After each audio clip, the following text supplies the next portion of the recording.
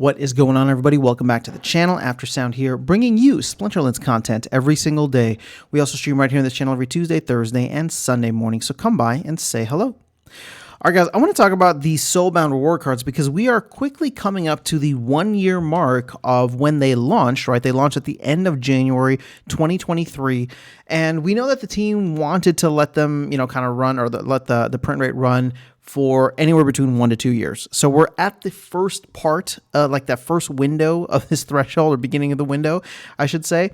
And I, in my opinion, obviously Rebellion just launched. My hope is that we are going to see a change in the reward cards, hopefully by sometime in Q2. Now, maybe that's asking a little too much. I mean, the team would have to create a brand new set of cards.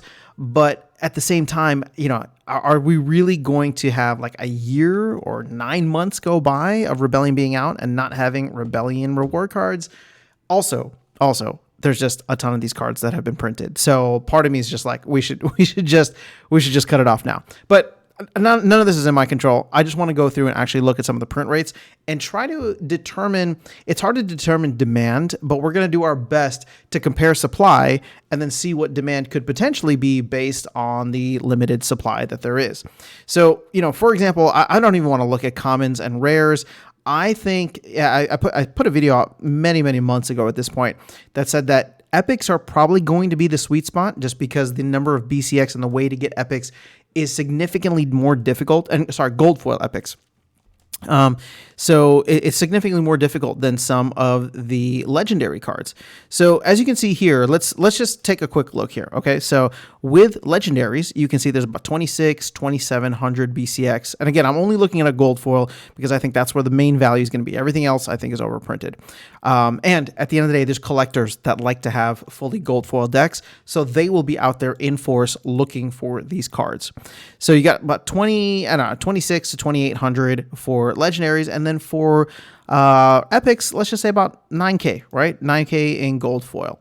So if we go over and compare this to something like Chaos Legion, for example, you can see here that Chaos Legion, even the most legendary cards, we can find them here. What is this? Like Lyra the Dark, 1,700. Right, so that is significantly less than the 26 to 2,800 we were looking at. And then, of course, epics. I mean, these are all, none of them have top four, like they're like 45, 4,600, right? So nowhere near the 9,000 that we already have printed. So, okay, fine. Let's go ahead and compare them to the reward cards, and specifically the second batch of reward cards that came out. So where am I looking here? So here we go. Okay, so you got your... Oh, these are not in the right order, but let's start with the epics. So Revealer and Tidebiter. Okay, well now this isn't, still kind of the same thing, right? So you got 4,000 and 4,000 for Revealer and Tidebiter compared to the 9,000 that we have. Just out of curiosity, let's see here with the older ones like Uraeus, Jinchawala, 11,000. So we're closer in the range of these.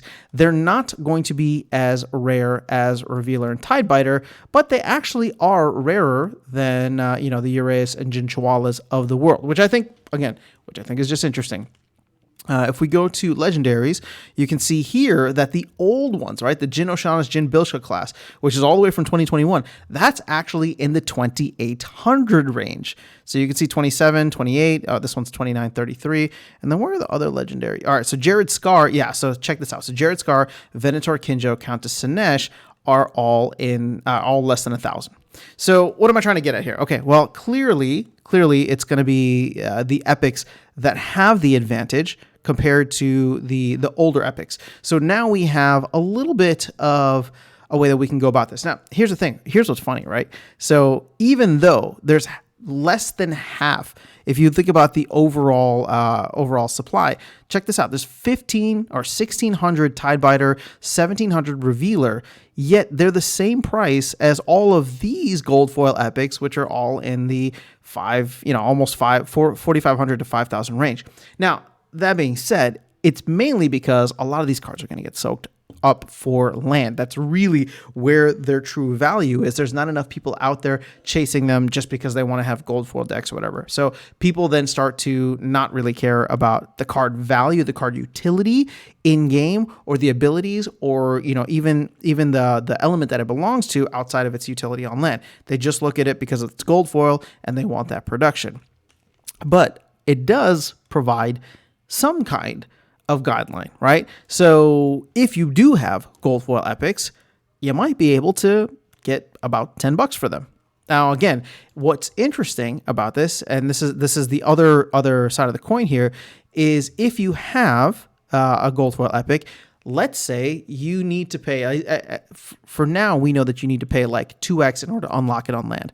Let's say that remains the same. Well, you would have to pay essentially $5, right? So 5,000 DEC, you can reduce a significant amount of that with vouchers, right? And then you'd be able to sell them for $10. And again, I'm doing this all at peg just to make it easy, right? So the burn value is 2,500. So you'd be able to sell, essentially like you'd have to put in a little bit in order to unlock them. And I think people are only going to be doing that if there's actual demand, and we'll have to wait and see what that demand looks like. But when you consider the fact that there's more of these cards than there are Tidebiters, then it's just going to come down, in my opinion, it's just going to come down to the overall value and utility in the card game, not in land. Because if people need stuff for land, they'll probably still go towards one of these cards. The margin just won't be there for many other folks. So let's actually just go to Legendary while we're at it, because out of curiosity. And you can see here that the older cards are at a little bit of a discount, right? So 54, 54, 52 versus your newer ones, 58, 65, and 74. So that scarcity is felt. But once again, this scarcity is only for the second batch of cards.